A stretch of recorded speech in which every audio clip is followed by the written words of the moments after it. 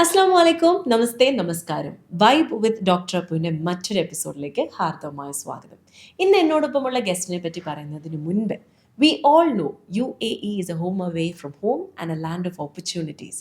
പക്ഷേ നമ്മൾ ആരും തന്നെ അത്രയ്ക്ക് ശ്രദ്ധിക്കാത്ത, അത്രയ്ക്ക് ക്യൂരിയസ് ആക്കുന്ന ഒരു സെക്ടറിൽ ജോലി ചെയ്യുന്ന ഒരു വ്യക്തിത്വമാണ് ഇന്ന് എന്നോടൊപ്പം ഗസ്റ്റായിട്ട് എത്തിയിരിക്കുന്നത്. അദ്ദേഹത്തിൻ്റെ പേര് മിറാസ് കാസിം എന്നാണ്. അദ്ദേഹം ജോലി ചെയ്യുന്നത് നാഷണൽ ഏവിയൻ റിസർച്ച് സെൻറ്ററിലാണ്, which is at Al Ain. So അദ്ദേഹത്തെക്കുറിച്ചും ഈ അവിടെ നടക്കുന്ന കാര്യങ്ങളെക്കുറിച്ചും എന്താണ് അവിടെ സംഭവിക്കുന്നത് എന്നുള്ള അറിയാൻ നിങ്ങൾക്ക് എല്ലാവർക്കും ആകാംക്ഷയുണ്ടാവും. എനിക്കുമുണ്ട്. വിവരങ്ങളിലേക്ക് കിടക്കാം. Welcome welcome welcome. Thank you so much അലൈനിൽ നിന്നും ഇവിടെ എത്തി ഈ ഒരു പോഡ്കാസ്റ്റിന്റെ ഭാഗമായതിന് തന്നെ. ഇപ്പം താങ്കളിപ്പം ഈ ഒരു സെക്ടറിൽ 13 years ആയി അല്ലേ? ഓക്കെ. എങ്ങനെ ഈ ഒരു സെക്ടറിലേക്ക് എത്തി? നാട്ടിൽ നിന്നും ഗൾഫിലെത്തി, ഈ ഒരു ജോലിയിലേക്ക് എത്തി, ആൻഡ് 13 years കംപ്ലീറ്റ് ചെയ്തിരിക്കുകയാണ്. അപ്പോൾ ചുരുക്കത്തിൽ ഒന്ന് പറയാമോ, ആ ജേർണി എങ്ങനെയായിരുന്നു, എന്താണ് പ്രത്യേകത? ശരിക്കും ഞാൻ മുമ്പ് വേറെ ഷാർജയിൽ ഉണ്ടായിരുന്നത്. ഓക്കെ അവിടുന്ന് പിന്നെ സാധാരണത്തെ പോലെ ഇവിടെ എൻ്റെ ഒരു കസിൻ ഉണ്ടായിരുന്നു. ഓക്കെ. സാധാരണ എല്ലാവർക്കും ഉള്ള പോലെ ഇതങ്ങനെ പെട്ടെന്ന് എല്ലാവരും അറിയില്ല ഇങ്ങനെ സെക്ടർ ഉള്ളത്. തീർച്ചയായിട്ടും അപ്പൊ തീർച്ചയായിട്ടും. എൻ്റെ ഒരു കസിൻ അവിടെ വർക്ക് ചെയ്തിരുന്നു. ഓക്കെ. അപ്പൊ ഇങ്ങനെ ഒരു ഇന്റർവ്യൂ വന്നപ്പോൾ എന്നോട് പറഞ്ഞ് ട്രൈ ഞാൻ ചെയ്തു. അവിടെ പോയി ട്രൈ ചെയ്ത് കിട്ടി. കിട്ടി. ഓക്കെ.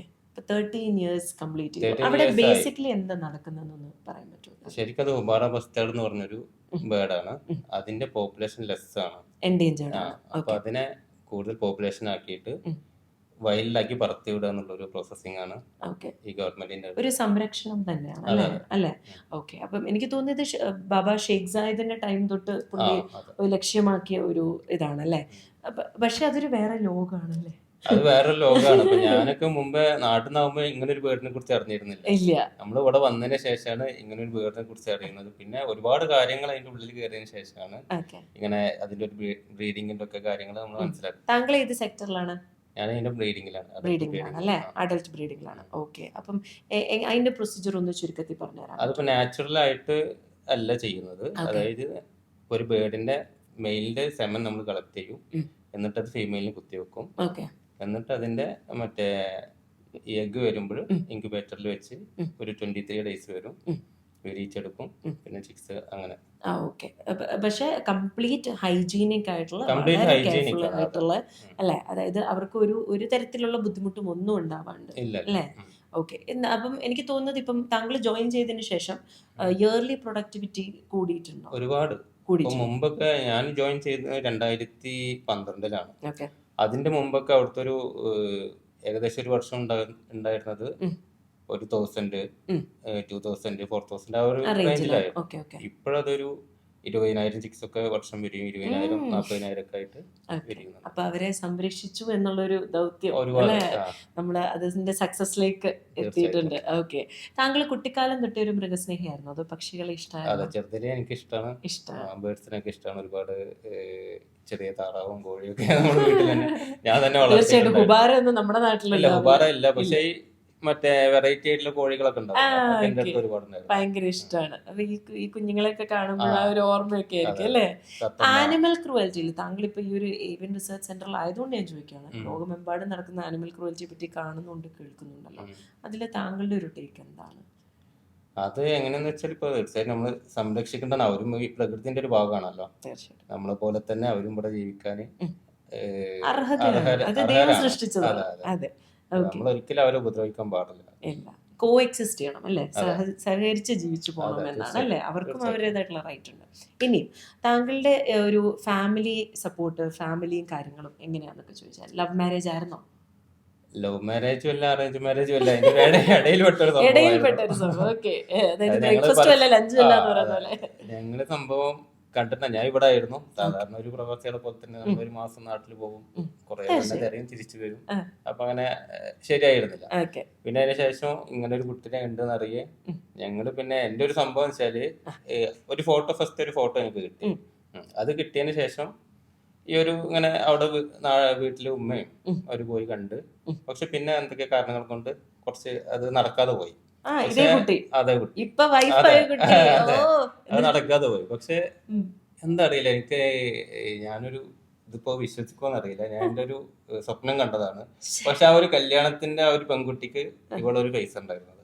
അത് അപ്പൊ ശരി. അങ്ങനെ ഞാൻ വീണ്ടും വീട്ടിൽ അപ്പൊ ഞാൻ ബാക്ക്ഗ്രൗണ്ട് മ്യൂസിക് ഇടാം, വാതിലില്ല വാതിലെന്നൊക്കെ പറഞ്ഞല്ലേ? അല്ലേ? അല്ലല്ല, സത്യമായിട്ടും. സത്യമായിട്ട് ശരിക്ക് മറ്റൊരാളോട് പറയുമ്പോ അത് എത്രത്തോളം വിശ്വസിക്കുന്നുള്ള അറിയില്ല, പക്ഷെ സത്യമാണ് ഇപ്പൊ അങ്ങനെ ദിലീപൻ സാറ് ഉണ്ടായതാണ്. പറഞ്ഞ ഡയലോഗ് തന്നെയാണ്, താങ്കൾ ആ സീനൊന്നും കട എടുത്തല്ലോ അല്ലേ? അല്ലല്ല, റിയൽ ലൈഫ് ഒരിക്കലും ആണല്ലോ. അല്ല, സത്യമായിട്ട് അത് അങ്ങനെ നടന്നാണ്. അത് എന്റെ വൈഫിനും അറിയാം, ഉമ്മാക്കും അറിയാം. പിന്നെ ഞാൻ ഉമ്മാനെ വിളിച്ച് വീണ്ടും പറഞ്ഞു, അടിപൊളി. അതന്നെ അന്വേഷിക്കാൻ പറഞ്ഞു. ആ അപ്പൊ ഇനി ഇത് കല്യാണം കഴിഞ്ഞു പോയണോന്ന് അറിയില്ലല്ലോ. ആശോടാ.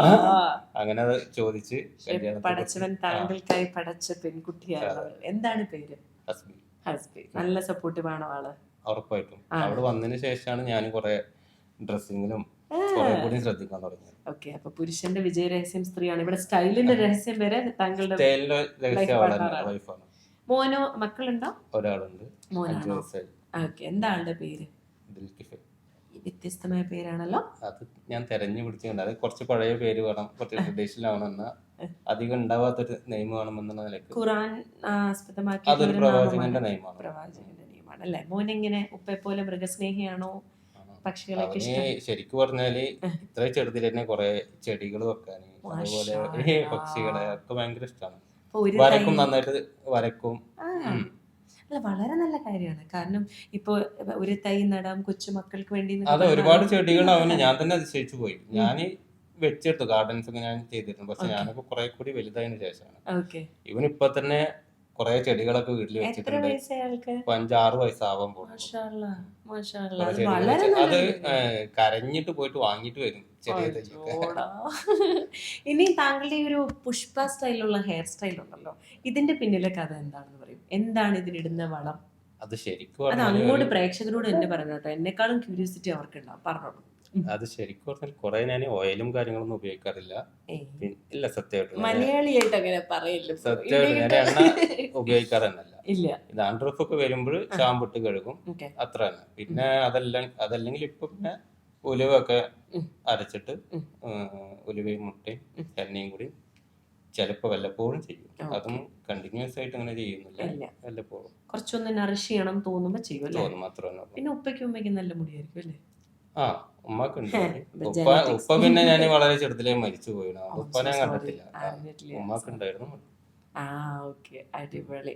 അപ്പൊ താങ്കൾക്ക് അങ്ങനെ കൊഴിച്ചിലും കാര്യങ്ങളൊക്കെ വരുമ്പോ ഡെസ്പ് ആവാറുണ്ടോ? ഇല്ല, നോർമൽ കൊഴിയുന്ന പോലെ മുടി കൊഴിയും. പക്ഷെ അതിനെ കുറിച്ച് കൂടുതൽ ആലോചിച്ചിട്ട് നമ്മൾ അതിനെ കുറിച്ച് ടെൻഷൻ ആവാറില്ല. കൊഴിയുന്ന അവിടെ കൊഴിഞ്ഞു പോട്ടെ. അപ്പൊ താങ്കളെ 5 ക്വാളിറ്റി കൊണ്ട് ഞാൻ ഡിഫൈൻ ചെയ്യാൻ പറഞ്ഞാൽ താങ്കൾ എന്ത് പറയും? 5 ക്വാളിറ്റീസ്. ഞാൻ ഇതാണ്. അതായത് ദേഷ്യമുള്ള ആളാണോ, അതോ പൊതുവെ വൈബ് ഇഷ്ടപ്പെടുന്ന ആളാണോ, പെട്ടെന്ന് അതായത് എന്താ പറയാ, ലൈഫിൽ എന്തെങ്കിലും പ്രശ്നങ്ങൾ വരുമ്പം അതിനെ തരണം ചെയ്യുമോ, അതോ പാനിക്കാവോ, എങ്ങനെയാണെന്നൊന്ന് ഡിഫൈൻ ചെയ്യാമോ? ലൈഫിൽ ഒരു പ്രശ്നം വരുമ്പോൾ നമ്മൾ ഒരുപാട് പ്രശ്നങ്ങൾ നമുക്ക് അതിജീവിച്ച് കഴിഞ്ഞാൽ, ചില പ്രശ്നങ്ങളിൽ നിന്നൊക്കെ അതിജീവിച്ച് നമ്മൾ വന്നു കഴിഞ്ഞാൽ പിന്നെ നമുക്ക് തോന്നും എന്ത് പ്രശ്നം വന്നാലും നമുക്കത് അതിജീവിക്കാൻ കഴിയുമെന്നൊരു കോൺഫിഡൻസ്. അത് ഭയങ്കരമാണ്. അത് എൻ്റെ ഒരു എക്സ്പീരിയൻസ് എന്നാണ്. അതെ, അത് ഭയങ്കരമാണ്. പിന്നെ അതുപോലെ തന്നെ ഉള്ളത് മറ്റേ എൻ്റെ ഒരു ക്വാളിറ്റി എന്ന് എനിക്ക് തോന്നിയിട്ടുള്ള സംഭവം ഫ്ലെക്സിബിലിറ്റിയാണ്. ഏതൊരു അവസ്ഥയിലും ഏതൊരു ഫ്രണ്ട്സിന്റെ അടുത്ത് പോയിട്ടും എനിക്ക് എന്ത് ചെയ്യാൻ പറ്റും, അവരുടെ കൂടെ പൊരുത്തപ്പെട്ടു പോകാൻ കഴിയും. അതിപ്പോ ഞാൻ ഇങ്ങനെ അല്ലാത്ത ഒരാളായിരുന്നു. ഞാൻ നാട്ടിൽ നിന്ന് വന്ന് ഇവിടെ വന്ന് ഇവിടുത്തേനനുസരിച്ച് ഞാൻ മാറി. അതുപോലെ തന്നെ ഇവിടെ ഓരോരോ സിറ്റുവേഷൻ വരുമ്പോൾ നമുക്ക് അതിനനുസരിച്ച് ഫ്ലെക്സിബിലിറ്റി ആവും. ഇപ്പൊ ജോബിലാണെങ്കിലും മറ്റെന്ത് കാര്യത്തിലും അതെനിക്ക് തോന്നിയിട്ടുള്ള ഒരു കാര്യമാണ്. പിന്നെ ഇപ്പോ വൈബ് എന്ന് പറഞ്ഞാല് പ്രസന്റ് ജീവിക്കാൻ എനിക്ക് എപ്പോഴും ഇഷ്ടമാണ്. അതായത് കഴിഞ്ഞതിനെ കുറിച്ച് കുറെ ആലോചിച്ചിട്ട് കാര്യമില്ല. കുറെ ഫ്യൂച്ചറിനെ കുറിച്ച് ഞാൻ ചിന്തിക്കാറേ ഇല്ല. മുമ്പൊക്കെ ആലോചിച്ചിരുന്നു. മുമ്പൊക്കെ ഭയങ്കര പ്ലാനിങ് ആയിട്ട് ജീവിക്കുമായിരുന്നു. പക്ഷെ ഈ പ്ലാനിങ്ങിൽ എന്തെങ്കിലുമൊക്കെ നഷ്ടം സംഭവിച്ചു പോകുമ്പോൾ അത് നമ്മൾ വിചാരിച്ച പോലെ നടന്നിട്ടില്ലെങ്കിൽ ഭയങ്കര ടെൻഷനാണ്. അത് പിന്നെ നമ്മൾ വല്ലാതെ ടെൻഷനായി പോകും. ഇപ്പോഴത്തെ ഒരു നിലവിൽ ഞാൻ കുറെ ഫ്യൂച്ചറിനെ കുറിച്ച് ആലോചിക്കാറില്ല. പ്രസന്റില് സന്തോഷം കണ്ടെത്തുക, എത്രത്തോളം നന്നായി ജീവിക്കാം, എത്രത്തോളം ഇന്ന് എങ്ങനെ നന്നാക്കാം എന്നുള്ളതാണ് ഞാൻ ആലോചിക്കാറുള്ളത്. അപ്പൊ എന്റെ വൈഫ് ഇവിടെ ഉണ്ടാവുമ്പോഴും ഞാൻ അവളോട് എപ്പോഴും പറഞ്ഞു കൊടുക്കുന്ന ഈ കാര്യം, ഇന്ന് ഈവനിങ് എങ്ങനെ നമുക്ക് അടിപൊളിയാക്കാം എന്നുള്ളത്. അതായത് ഇന്ന് വൈകുന്നേരം എങ്ങനെ, അല്ലെങ്കിൽ ഈ ഒരു വീക്ക് എങ്ങനെ ആക്കാം, അങ്ങനെ അല്ലാതെ കുറെ കാലത്തിന് ആലോചിച്ച് വെച്ചിട്ട് അതിന്റെ ആവശ്യം എനിക്ക് തോന്നിയിട്ടില്ല. ഇല്ല. അടിപൊളി. ഇപ്പോ താങ്കള് ഈ ഒരു ടോപ്പിക്ക് പറഞ്ഞതുകൊണ്ടാണ് ഞാൻ പറയണത്, 5-6 വയസ്സ് മാത്രം പ്രായമുള്ള ആ കുഞ്ഞിന് ചെടികളോടുള്ള ഇഷ്ടവും പ്രകൃതിയോടുള്ള ഇഷ്ടവും മൃഗങ്ങളോടുള്ള ഇഷ്ടത്തെ പറ്റി താങ്കൾ പറഞ്ഞല്ലോ. ഇപ്പം കേരളത്തെ ഞെട്ടിച്ചുകൊണ്ടിരിക്കുന്ന കുറെ സംഭവങ്ങൾ നമ്മൾ എല്ലാവരും കാണുന്നുണ്ട്. ഇപ്പൊ റീസെന്റ് ആയിട്ട് വന്ന ഗസ്റ്റുകളോട് എല്ലാം ഞാൻ ചോദിച്ചു. കാരണം പ്രവാസികളായ നമുക്കും അതിൽ നമ്മുടേതായിട്ടുള്ള ഒരു വോയിസ് ചോയ്സ് ചെയ്യണം എന്ന് എനിക്ക് തോന്നിയത് കൊണ്ടാണ്. താങ്കളുടെ ഒരു ടേക്ക് ഓൺ ഇറ്റ് എന്താണ് ജെൻ സിയോട് താങ്കൾക്ക് പറയാനുള്ളത്? കാരണം ജെൻ സിയിലുള്ള ഒരു കുഞ്ഞിന്റെ വാപ്പയാണ് താങ്കൾ. എന്താണ് താങ്കൾക്ക് പറയാനുള്ളത്? അതായത് ഇപ്പൊ കുട്ടികളോട് അവരോട് നമുക്ക് പറയാനുള്ളത് പ്രത്യേകിച്ച് നമുക്ക് അഡ്വൈസ് കൊടുക്കാൻ കഴിയില്ല. കാരണം നമുക്ക് അവരിങ്ങനെ ഒബ്സർവ് ചെയ്തുകൊണ്ടിരിക്കാനും നമുക്ക് കഴിയില്ല. എപ്പോഴും അവർ ഒബ്സർവ് ചെയ്യാൻ നമുക്ക് കഴിയില്ല. തീർച്ചയായിട്ടും. ഒരു പരിധി വരെ നമുക്ക് ചെയ്യാൻ കഴിയും. പക്ഷെ നമുക്ക് അവരോട് ഫ്രണ്ട്ലിയായിട്ട് കുറെ കാലം നിൽക്കാൻ കഴിയും. കുറച്ചു കാലമൊക്കെ നമ്മൾ അവരോടൊപ്പം തന്നെ അവരുടെ കാര്യങ്ങളൊക്കെ നമുക്ക് അറിയാൻ കഴിയും.